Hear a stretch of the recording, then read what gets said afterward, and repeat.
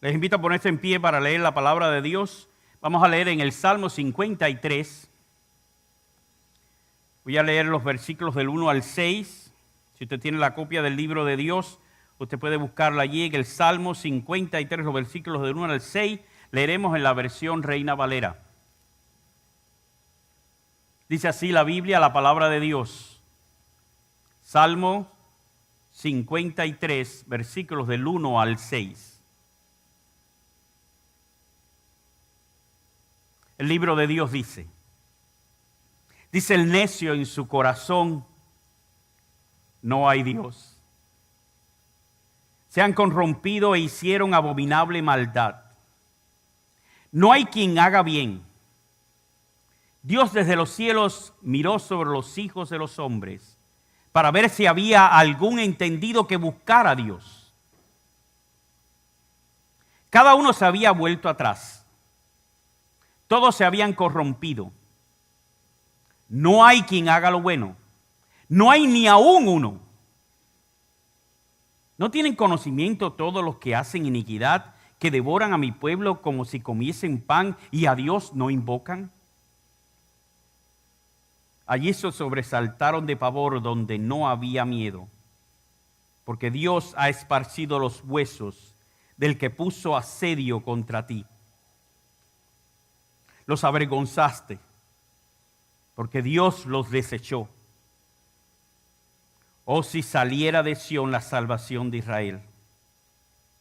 Cuando Dios hiciere volver de la cautividad a su pueblo, se gozará Jacob y se alegrará Israel. ¿Cuántos dicen amén?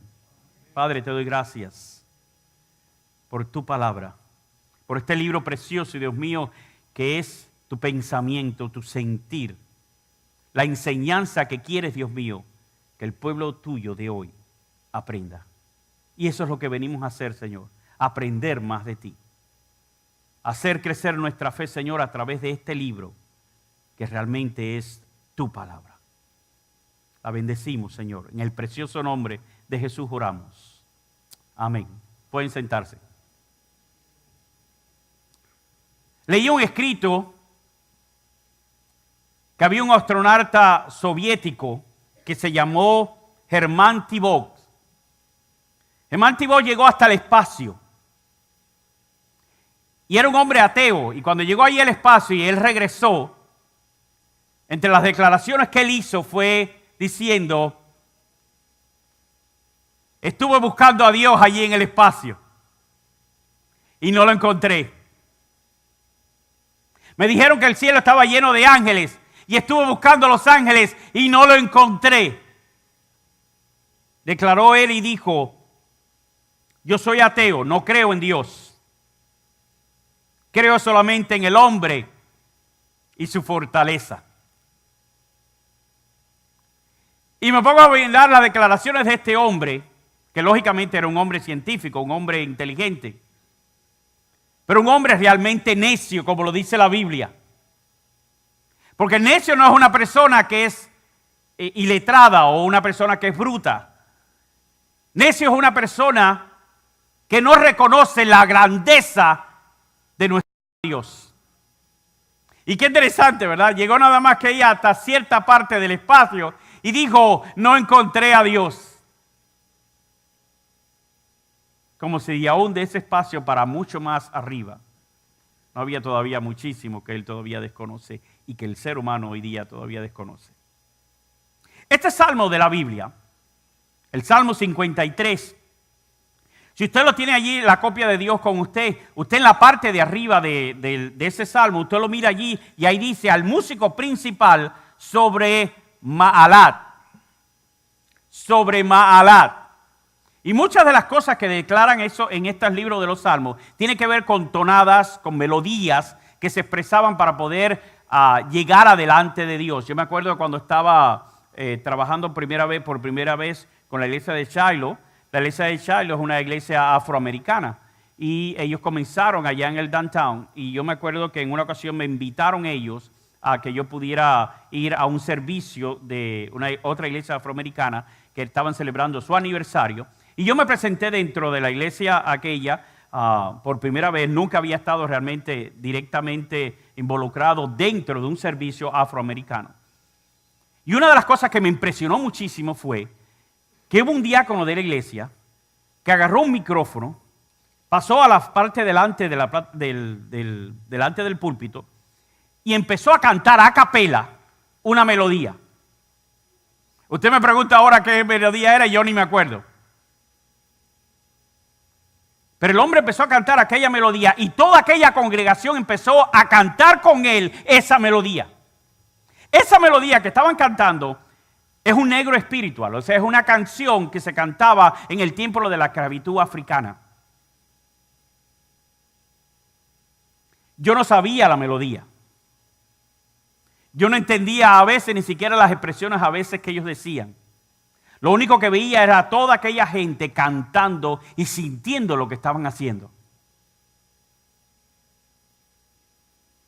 Yo me sentí en ese momento que yo estaba en una barraca de esclavos con ellos. Era tan sentido lo que estaban, había tanto sentimiento envuelto en lo que ellos estaban haciendo que yo me envolví dentro de todo ese sentimiento y me sentía parte, como si hubiera estado en el tiempo de la esclavitud. Los salmos son expresiones de lo que sentía, no solamente David, sino el pueblo de Israel en todo aquel tiempo. Casi siempre los buenos compositores, los buenos poetas, cuando sucede algo en la vida de ellos, se ponen a componer, porque las composiciones son resultados de vivencias que han vivido mucha gente.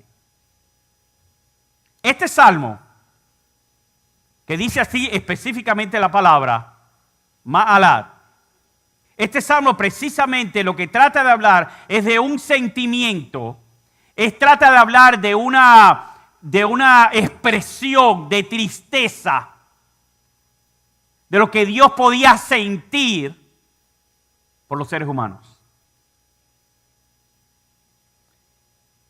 Yo no sé si puedo decirle categóricamente si Dios se pone triste, pero me pongo a pensar que el corazón de Dios está lleno de tanto amor que sí, efectivamente puede ser que haya tristeza de parte del corazón de Dios cuando ve en el ser humano que hay tanto pecado.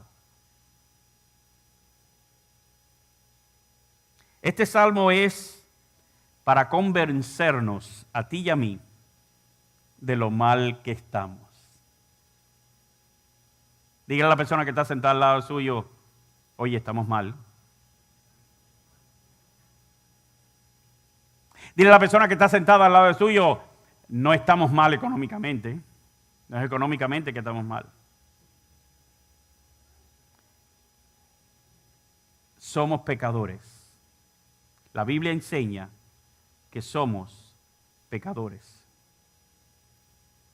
Este salmo es una versión, si usted lo busca en la Biblia suya y usted busca el Salmo 14, el Salmo 14 es una copia casi idéntica de lo que es el Salmo 53.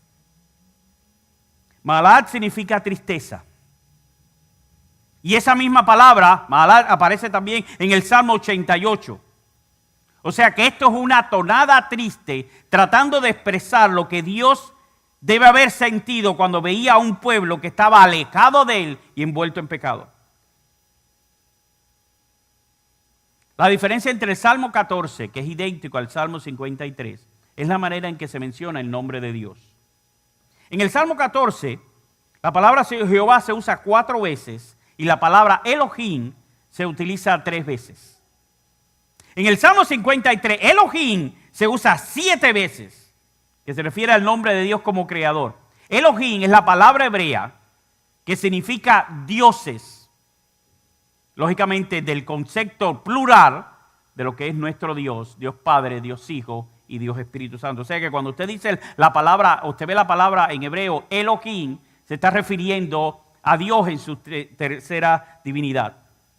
Y la palabra Jehová o Yahvé, que es en hebreo antiguo, se escribía sin vocales y es el nombre de referencia a Dios de los demás dioses paganos. Ahora, Toda esta expresión de tristeza que David pone en este salmo, lo pone exactamente porque va a hablar de un tema que no es fácil, el tema del pecado, el tema de estar alejado de Dios, el tema de no importarle las cosas de Dios. Dios lo creó todas las cosas. No hay nada que Dios no haya creado, pero lo único que Dios no creó fue el pecado. Dios no creó el pecado, pero sí creó la solución. Y una muy buena solución. Lo primero que tenemos que analizar, y es el primer punto que voy a tocar, es que el pecado es real. La presencia del pecado. Todos los días cuando usted se levanta, hay pecado. Todos los días cuando usted camina, hay pecado. Todos los días que usted está viviendo en su vida, hay pecado. El problema es la manera en que cada uno de nosotros hacemos desarrollar el pecado en nuestra vida o no. Dice el Salmo 53, versículo 1 y 2. Dice el necio en su corazón, no hay Dios. Se han corrompido e hicieron abominable maldad. No hay quien haga bien. Dios desde los cielos miró sobre los hijos de los hombres para ver si había alguno que entendido que buscara a Dios. Todos los días vemos y experimentamos la presencia del pecado. Todos los días. No hace usted nada más que levantarse y tomar su café rico por la mañana para despertarse. Si es café cubano, mejor todavía, para que se despierte más. Nadie dijo amén. Y prende el televisor y lo único que oye en las noticias, en la mayoría de las noticias que oye, es cosas relacionadas al pecado. Un crimen, un asesinato, un robo. Hoy, por ejemplo, las noticias estaban poniendo de que estaban atacando algunas áreas de Israel.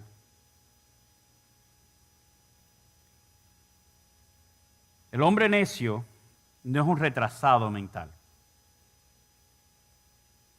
El hombre necio ha decidido ignorar la existencia de Dios. Y esta semana yo la hablaba con una muchacha aquí en los estudios bíblicos de los veranos, que realmente fue una experiencia tremenda. Muchos niños, muchísimos niños. Y yo hablaba con una muchacha que me trajeron para que yo la ayudara. Y entre las cosas que yo le hablaba a ella, porque ella me decía si realmente el personaje de Jesús era un personaje real o si era ficticio. Y yo la primera pregunta que le dije, ok, ¿estamos en qué año? Y ella me dijo, estamos en el año 2018. Si estamos en el año 2018, ¿qué pasó? ¿O cuándo fue que comenzó el año 1? ¿Qué pasó ese año que fue tan importante que empezó a contarse 1, 2, 3 hasta que lleguemos al 2018? ¿Qué pasó? ¿Tú no tienes idea qué pasó ese número 1? Y ella me dijo, no sé. Digo, pues ese número 1 pasó el acontecimiento más grande de la historia.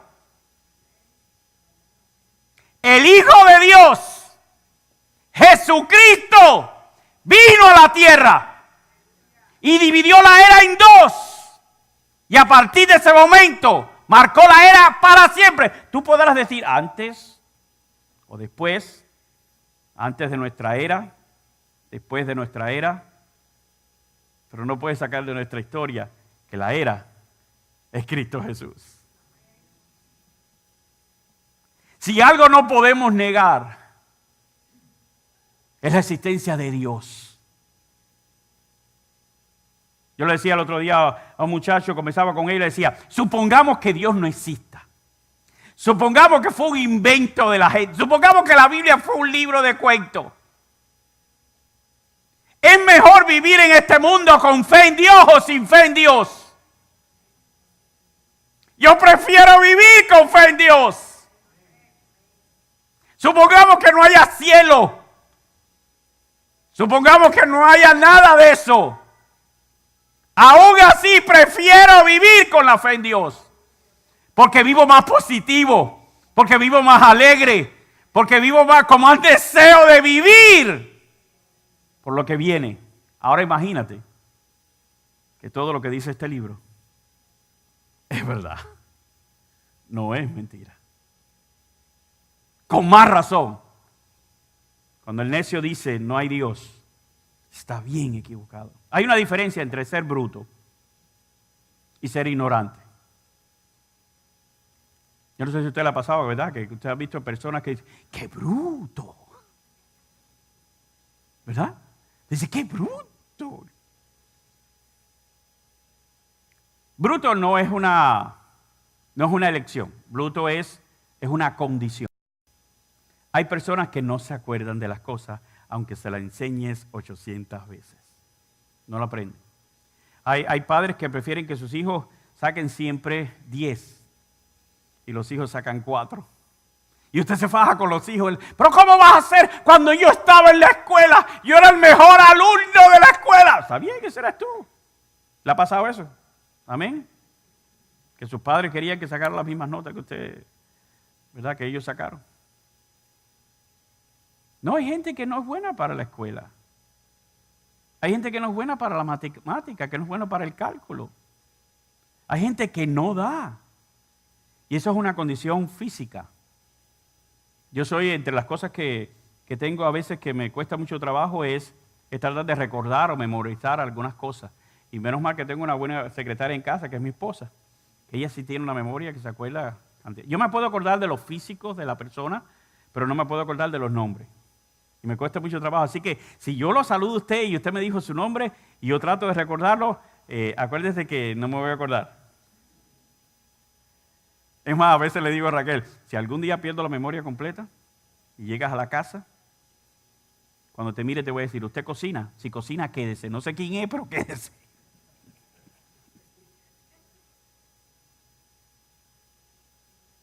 La condición del bruto es la persona que no da. Ahora, la condición del ignorante es totalmente distinta porque es una elección. Yo he decidido ignorar la existencia de Dios. Y esa persona entonces es un necio, dice la Biblia.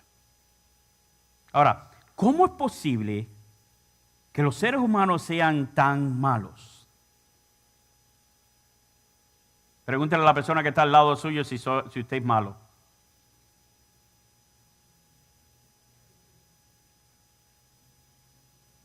Ojalá que la persona que le haya preguntado no le diga, sí, mijito, si eres muy malo. Ojalá que no haya pasado eso, ¿no? Se quejan, se centran en los errores, se preocupan por lo que demás piensan, no perdonan, culpan, critican, mienten, roban, tienen celos, algunos, como a veces lo veo en la internet, matan animales, asesinan, violan. Y hay hasta cristianos que profesan conocer a Dios, pero con sus obras y sus pensamientos lo están negando. El ateo hace mención a todo lo relacionado con la creación. Yo no sé si ustedes recuerdan que antes se afirmaba o era real la teoría de la evolución. La teoría de la evolución ya se ha descartado totalmente. Pero antes decían la gente atea, que nosotros descendíamos del mono. Yo no sé si usted desciende del mono, yo no. Me gusta el platanito, pero no soy mono. Y la teoría ya se descubrió que efectivamente no podíamos salir del mono.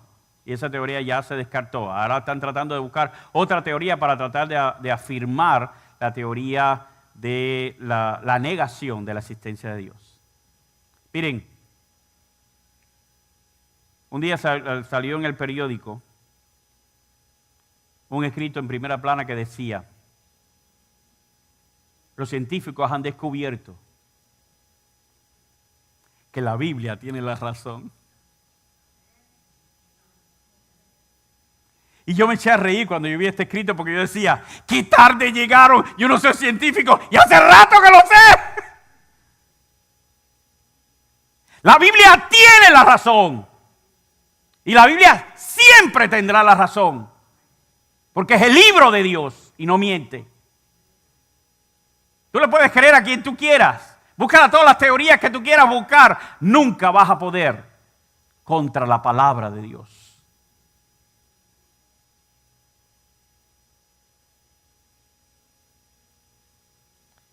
La palabra necio se usa por primera vez en el primer libro que se escribió de la Biblia. Oiga bien lo que estoy diciendo. La palabra necio se escribió por primera vez en el primer libro que se escribió de la Biblia. El primer libro que se escribió de la Biblia no fue Génesis. El libro de Génesis es el primer libro que aparece en la Biblia. El primer libro de la Biblia que se escribió fue el libro de Job. Y en Job capítulo 5, versículo 2, ahí aparece por primera vez la palabra necio.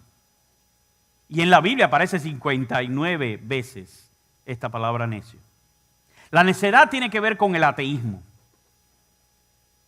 Y quizás yo lo veo como una excusa para poder seguir pecando. Un necio no es una persona falta de inteligencia. Los necios son los que rechazan a Dios. Ahora, ¿cómo la gente puede vivir en este mundo sin la fe en Dios? ¿Saben que una de las cosas que yo me siento orgullo de nuestra comunidad hispana, a diferencia de otras comunidades,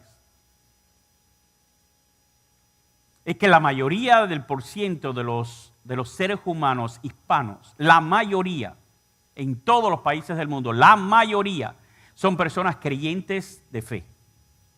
No estoy diciendo que sean cristianos, estoy diciendo personas que creen que Dios sí existe. Es muy raro encontrar a un hispano, porque no abunda mucho, a un hispano que te diga yo no creo ni en mi abuela. Yo no creo en nadie. Porque quizás desde niño se les ha enseñado, se les ha inculcado de que efectivamente hay que creer en Dios. Yo no sé si usted lo hace con sus hijos. Yo no sé si usted lo hace con sus nietos, con sus sobrinos. Pero trate de pasar esta buena noticia. Dios es real. En Efesios 2:5 dice la Biblia de esta manera: aun estando nosotros muertos en pecado, nos dio vida juntamente con Cristo, por gracia sois salvos. En segundo lugar, no solamente el hecho de saber de que está el pecado existe, sino en segundo lugar el reconocer el pecado. Porque una cosa es saber de que el pecado existe y otra cosa es decir, yo sí sé que existe, ahí está.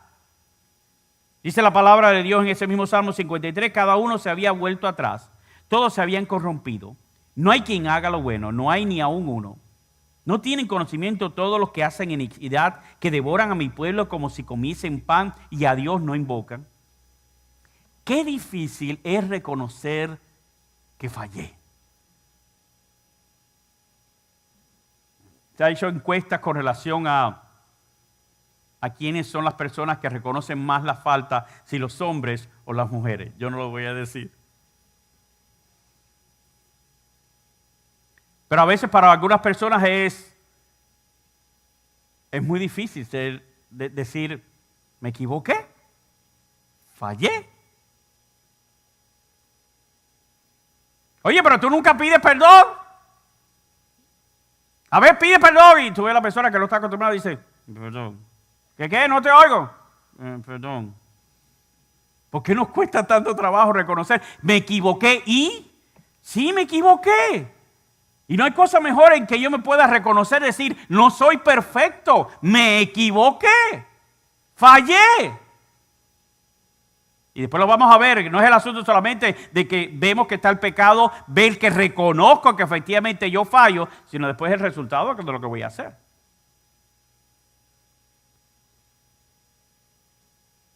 No puede haber perdón si no hay reconciliación o reconocimiento de lo que es el pecado. Dios no puede perdonar tu pecado si tú no reconoces que efectivamente pecaste. Los malvados no solo se ocupan de sus propios asuntos en las sombras, sino aún también quieren atacar a quienes andan en la luz. Porque a veces se sienten cómodos donde están. Y ahí es precisamente donde está el peligro.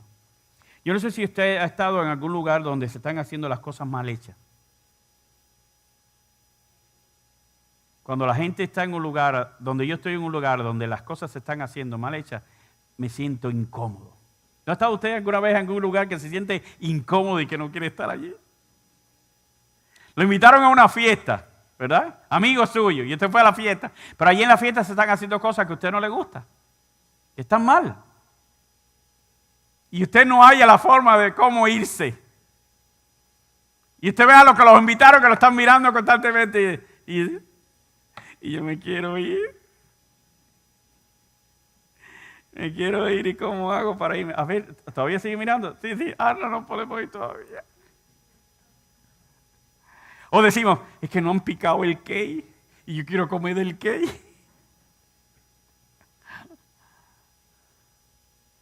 ¿Saben qué? Aunque no me coma el key, me agarro y me voy. Es que no puedo. Donde veo que las cosas se están haciendo mal, no puedo estar presente. Porque me hago partícipe de ello.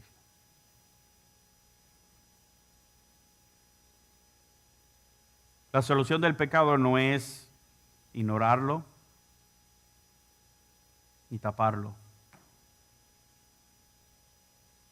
El necio comienza corrompiéndose a él y después empieza a contagiar a todos los que tiene alrededor. De ahí vienen los robos, de ahí vienen los asesinatos, de ahí viene la mentira, de ahí viene el adulterio, de ahí viene la pornografía. Y una de las cosas, hay gente que, yo no sé si usted ha tomado esa determinación y lógicamente cada persona toma la determinación que quiere tomar en la vida, pero hay personas que dicen, me quité de Facebook. Y yo, ¿por qué te quitaste? Porque había mucha basura. Y yo, sí, es verdad. En el televisor también hay mucha basura. Y no agarro el televisor y lo tiro por la ventana para afuera. Cada vez que yo voy a Facebook, y óigame, hermanos, tengo, ¿cuántos amigos dije el otro día que había? 4.500 amigos. Pues parece que la gente me conoce, ¿verdad? Así que ya se puede imaginar la cantidad de gente que pone cada cosa ahí, tremenda, ¿no? Para mí es muy fácil, porque el control lo tengo yo. Y cada vez que hay alguien que me pone algo de alguna publicidad y alguien de lo que sea negativo, que no está bien, lo bloqueo. Atienda bien, hermano. Me mandó usted algo que está sucio, lo voy a bloquear. No va a aparecer nunca más en mi Facebook. O sea, el control lo tengo yo. No está bien, lo quito.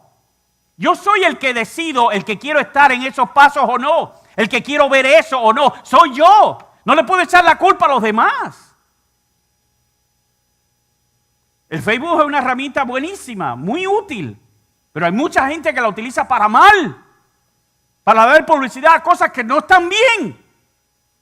Quítelas, bloquéelas, no le dé publicidad.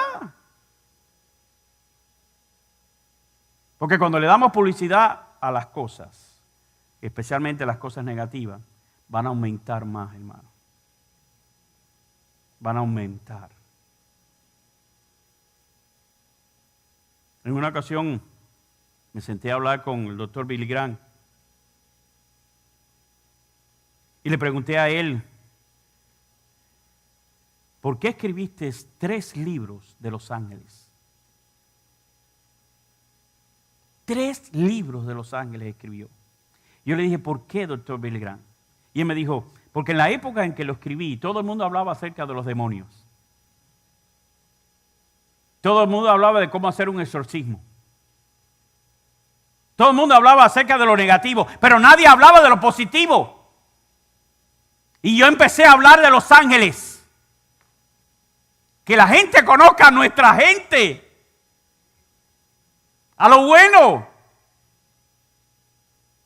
¿Qué dice la Biblia? Vence con el bien el mal.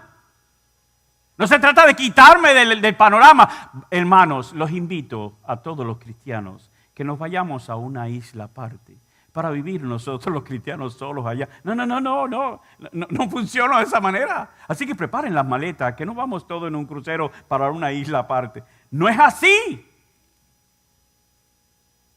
Voy a estar en el mundo, pero no con el mundo. Esa es la gran diferencia. Voy a estar aquí, claro que sí, y voy a hacer las cosas que son correctas. La mejor manera de poder yo atacar lo que es negativo es haciendo crecer lo positivo. Hable de Cristo Jesús.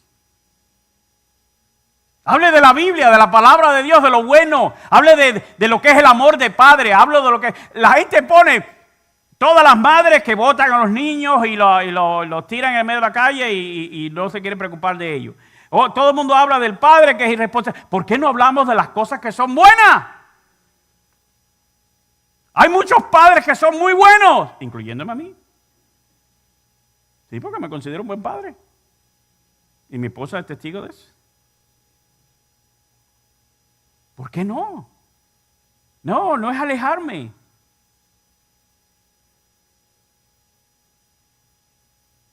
No reconocer que necesitas a Jesús es como decir que la ropa sucia no necesita ser lavada. En Santiago 4:17 dice, al que sabe hacer lo bueno y no lo hace, ¿le es qué cosa? Pecado. ¿Sabemos lo que es bueno o no? ¡Ay, yo no sabía! Yo no sabía que fumar marihuana era pecado. Yo no sabía que engañar a mi esposa era pecado. Yo pensaba que uno podía ir y tomar la mujer que quisiera. Sabemos qué cosa es lo malo. Ahora, vemos cuál es lo malo, el pecado. Reconocemos que el pecado es malo. El pecado está en nosotros. El tercer punto es la limpieza del pecado. En el Salmo 53:5, ese mismo Salmo, allí se sobresaltaron de pavor donde no había miedo, porque Dios ha esparcido los huesos del que puso asedio contra ti. Los avergonzaste porque Dios los desechó. A todos nosotros nos gusta la limpieza. Nadie le gusta vivir en lo sucio. Eso espero. Y quizás usted pueda decir, es que mi pecado es tan grande, es que mi maldad es tan grande que no se puede borrar, que no se puede limpiar. Si esto fuera así, la palabra de Dios entonces mintiera, porque dice que la sangre de Cristo nos limpia de todo pecado. No importa qué tan grande o pequeño usted crea que seas. La sangre de Cristo me limpia de todo pecado. Toda conducta contraria a la voluntad de Dios proviene de un corazón corrupto, de un corazón lleno de pecado. Todo ser humano sin Dios en la tierra está en peligro. Dios está buscando la manera de encontrar al ser humano, de enfrentarlo a Él. Pero al mismo tiempo el ser humano tiene que buscar a Dios y enfrentarse a Él. Dios da el primer paso, ¿qué cosa, verdad? Dios en esta solución, en esta cosa tan maravillosa, Dios da el primer paso. Sin embargo, el interesado somos nosotros. Y deberíamos ser nosotros los que diéramos el primer paso. Lo he dicho en las clases de estudios bíblicos y lo vuelvo a repetir. Tú vienes delante de Dios y confiesas tu pecado. Sea cual sea tu pecado. Y le pides al Señor que el Señor limpie ese pecado. Que borre ese pecado. Y dice la Biblia, la palabra de Dios, que la sangre de Jesucristo nos limpia de todo pecado. Ahora bien, escucha esto. Si Dios ha borrado ese pecado, Si Dios ha borrado ese pecado, nadie tiene el derecho a volverlo a escribir. Si hay una persona que viene y dice, sí, pero tú hiciste, Jesucristo limpió ese pecado. No existe. Y te tienes que hacer, es que más, como dice la palabra, dice que cuando vienes a Él y recibes esa bendición, dice, te sientes libre. Totalmente libre. No tienes ahora de qué preocuparte. Jesucristo murió en la cruz del Calvario para eso, para hacerte libre. No para amarrarte. Si has presentado delante del Señor ese pecado y el Señor ha limpiado ese pecado, está fuera, no existe. No permita que lo vuelvan a traer. No permita que lo vuelvan a escribir, porque Él lo borró con su sangre preciosa. En Juan capítulo 1, versículo 29 dice, el siguiente día vino Juan a Jesús que venía a él y dijo, he aquí el Cordero de Dios que quita el pecado del mundo. Ahora, ya sabemos que existe el pecado, ya reconocemos que efectivamente somos pecadores. Venimos delante de Dios y decimos, Señor, yo quiero que tú limpies mi vida de pecado. Por lo tanto, ahora Dios nos da la solución al pecado. La solución al pecado. En el último versículo de este Salmo 53, 6, de que leemos hoy, o si saliera de Sión la salvación de Israel, cuando Dios hiciere volver de la cautividad a su pueblo, se gozará Jacob y se alegrará Israel. Yo no sé si le ha pasado a usted, que pasa en todas partes, que todo el mundo siempre trae problemas, traen quejas. Porque mira, hay esta necesidad, porque mira, hay este problema que se está haciendo mal. Y traen problemas y problemas y problemas y problemas y problemas, hasta en la iglesia. Pastor, hay este problema y este problema. Pero muy poca gente trae soluciones. Cuando hablamos de Dios, Dios no solamente sabe que hay un problema, sino que Dios buscó la solución a ese gran problema. Y la solución a ese gran problema tiene un solo nombre. No se llama iglesia. No se llama religión. No se llama cumplir mandamientos. La solución se llama Cristo Jesús. Y es la mejor solución que pudo buscar nuestro Dios. La solución al pecado no es ignorarlo, no es taparlo, no es echarle la culpa a los demás y mucho menos decir, bueno, pues voy a pecar más. La esperanza en Jesús es la cura para este terrible mal. Para esta solución Dios tiene la solución. Digo, para este problema Dios tiene la solución, Jesús. ¿Se acuerdan ustedes cuando Él dice que le iban a poner al niño que iban a nacer en Belén, le iban a poner Jesús? ¿Recuerdan? Decían, le iban a poner nombre Jesús porque Él salvará a su pueblo desde el nacimiento de Él. Lo viene diciendo. Esa era la solución. Venía a traer a su Hijo Jesucristo a nacer en esta tierra porque ese niño iba a ser la solución. Porque Él venía a salvarnos del pecado. Si usted quiere venir a Dios, la única manera que puede venir a Dios es a través de la fe. No es porque soy buena gente. El cielo no está lleno de gente buena. ¿Lo sabía usted? El cielo no está lleno de gente buena. El cielo está lleno de gente regenerada por la sangre preciosa de Cristo Jesús. No es haciéndote de una persona buena que vas a alcanzar el cielo. Cuando yo veo a los millonarios que quieren hacer donaciones del dinero que les sobra, quieren hacer donaciones, enseguida buscan a toda la miria, a todos los fotógrafos para que le tiren fotos, entregando el cheque.